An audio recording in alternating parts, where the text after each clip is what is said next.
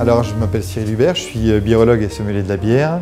J'ai 36 ans, j'habite à Montreux depuis 13 ans. Je suis en pleine préparation pour le championnat du monde qui aura lieu à Rimini en Italie cette année, le 27 septembre. Voilà, je vais m'entraîner aujourd'hui avec Martin Droser qui est champion de Suisse. Alors, les entraînements vont effectivement se passer en deux phases.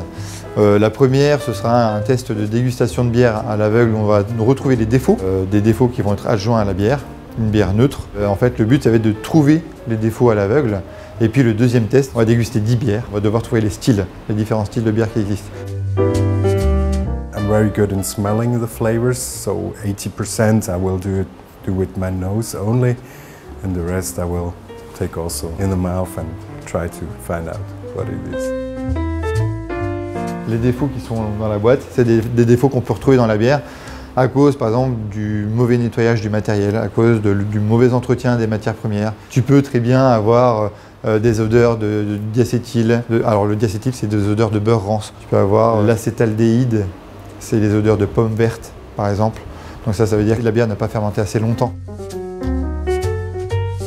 C'est l'odeur de mouflette. Les bières industrielles qui ont des verres transparents ou du verre vert sont beaucoup plus sujettes à ce genre de défaut parce qu'elles sont exposées à la lumière. Tu bois une Heineken, tu sens ça directement. Et donc l'intérêt, c'est de pouvoir déguster les défauts dans la bière parce que c'est une des épreuves du championnat du monde. Très très gros écrémage dès le départ.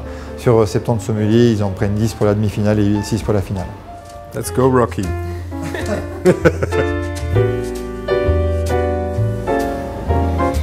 Ah, it's fruity.